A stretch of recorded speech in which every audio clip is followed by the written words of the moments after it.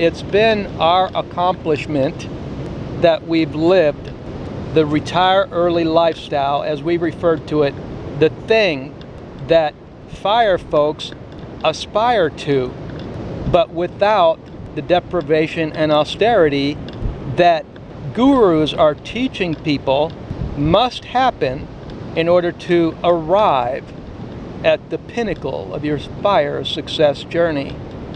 Alas, I'm going to give you 10 things that we've learned in the hope of encouraging you to glean some information from it that you can use. Oh. It's pretty busy. Oh. That's our ginger ale. Yeah, it's done. And now we're just going to strain out the ginger. All right.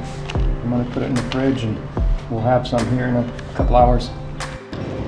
Hey, welcome back to our Retire Early Lifestyle. Let's get started.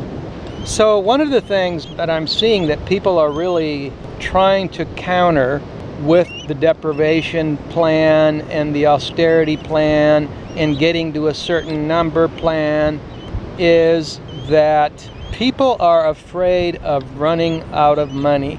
There's a certain amount of fear based on running out of money, and it is based on wrong assumption to begin with. It's like saying that you're afraid to go get in a boat because you think that everybody disappears out there past that horizon, and therefore they're falling off the earth. And of course, no such thing. And so your fear of getting in a boat to begin with is unfounded. If you knew, which you do, but back in the day they didn't know, and therefore they had this fear. But along comes Christopher Columbus, and he wanted to live the life of a explorer and a pilgrim and this kind of thing. And so he didn't have that fear. And this is number two. People base their fear on the flawed idea that they will never pick up a pen and a notebook ever again. You know, that they'll never ever do anything again that improves their standard of living and their finances. That's a wrong and faulty assumption. Now, that isn't just an opinion. I've been doing this since the 80s. I've been watching people and reading the stories of people that retire early for 4 decades. It's easier than ever to see it now because it seems like they're all vlogging now. And so the next thing is, people think in terms of the type of work and employment that they're coming from, planning for the day when they will never do that again. But what typically happens is, for example, this one fellow that saved up all of this money, just as an example, so that, and part of his budget was to pay for $2,000 a month health insurance.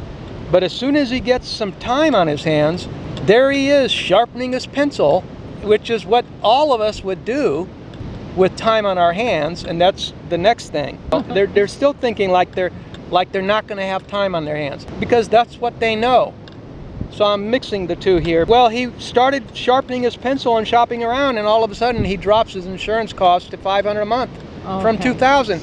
And so now you're looking at, okay, what happened to all of those years that a person spent depriving themselves and saving and scrimping, all the austerity to reach this number so they could afford $2,000 a month in insurance.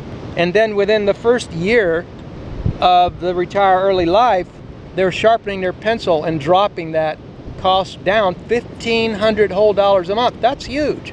I think people get more creative when they need to. It's not that necessarily that they need to, it's that they have sort of graduated into the next level. And the thing is that when we're in one level, we don't see the next level clearly. All we have to go on is what other people are saying. And that's the next thing. The next thing is listening to too many gurus. Too many gurus saying the same thing. Deprivation, austerity, numbers, save up this much, pencil out your life, But those are all based on a certain level that you're in, they're not based on the next level. You could get to the next level when you get to the next level. It's like when you're in a small plane and you're under the clouds and it's bumpy. Well, until you go over the clouds and get above the clouds, it's going to be bumpy. And when you get there, then it's no longer bumpy. It's not going to be no longer bumpy while you're still under the clouds. You get my drift? So now there is a way to fast track that thinking, and that is talk to the right person, the right consultant that you trust.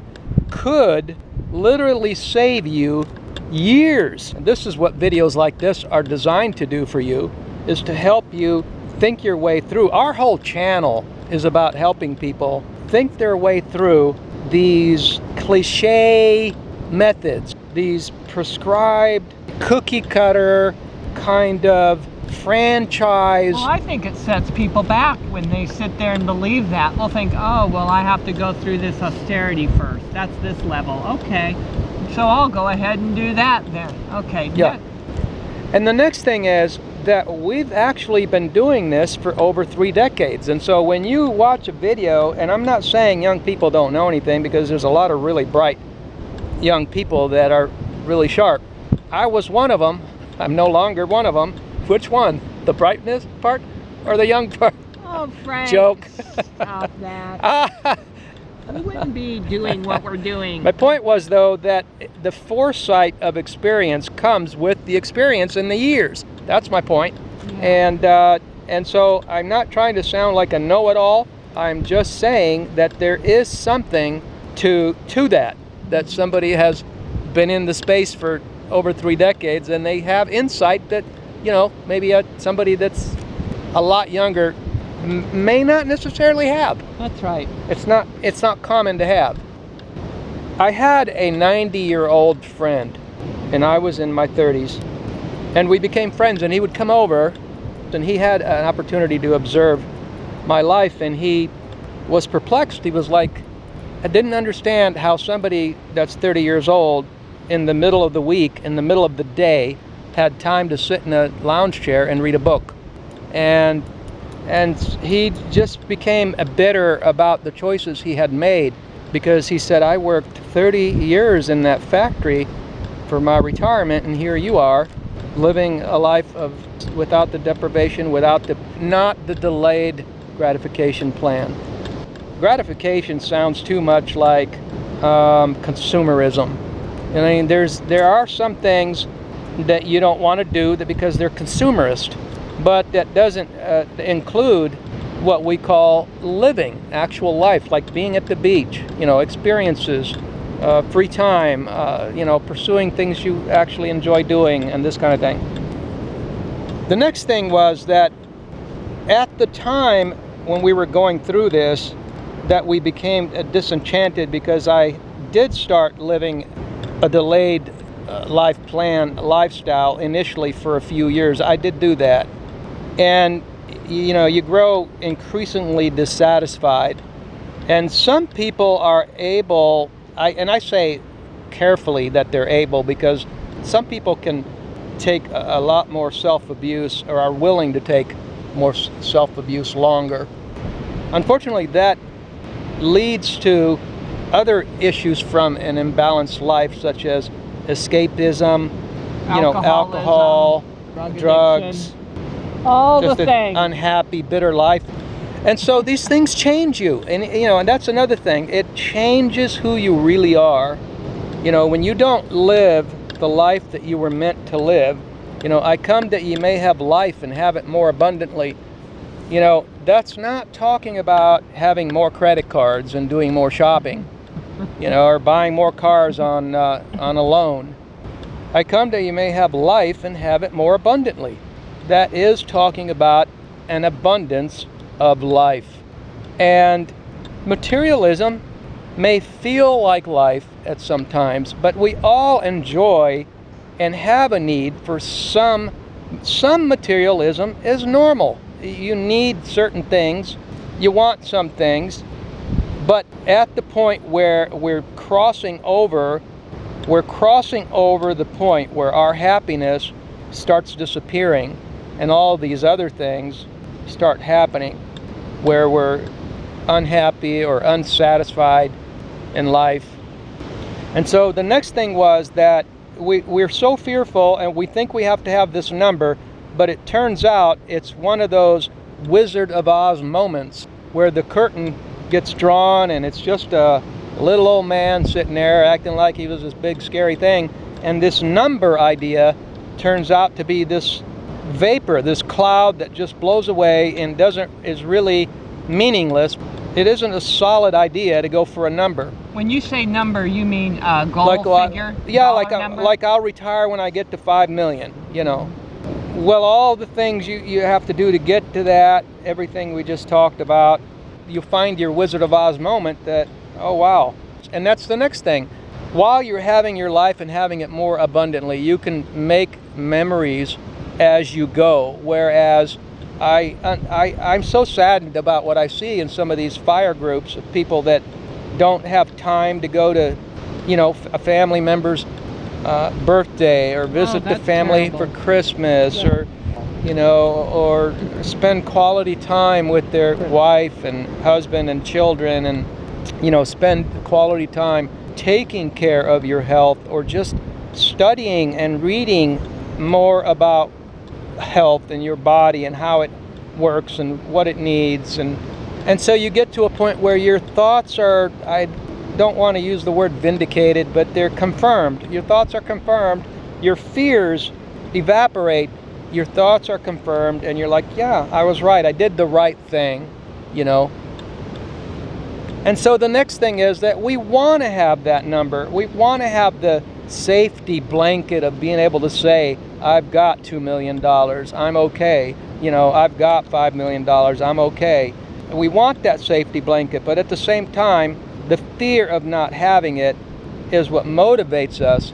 But then we realize and we come to the conclusion that it was all unnecessary at some point. Even Mr. Money Mustache had his Wizard of Oz moment where he realized that being someone that has multiple businesses and is supposed to be retire early and just runs all these businesses, he realizes that it was really just about confidence.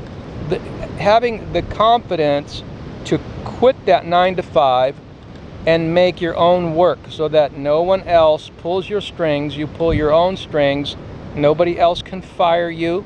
You know how it is. I think it's maturity growth, just like you maturity. said. You mature and and that's another thing why I make these videos, is to help younger people realize we can do this as a lifestyle.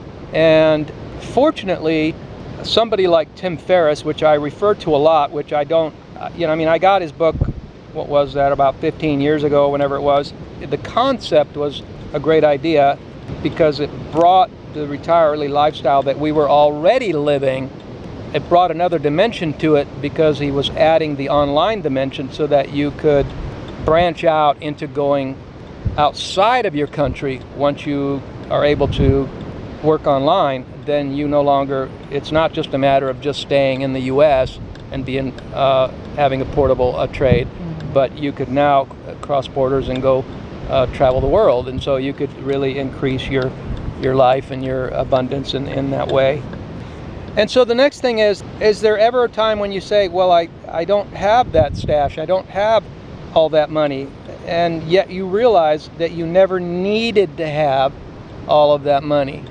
And so your mind will play tricks on you, like saying, well, are you saying then that I have to be able to trust in providence and the source of supply, which is the abundance of heaven, and therefore we trust in the supply, that there's an abundance and there's enough for everybody to have abundance in the world, and therefore it actually turns out that depriving yourself and putting your life aside in order to achieve a certain number so that you could call it fire is actually a limiting belief and is actually a position of lack. And this is the next thing that we learned.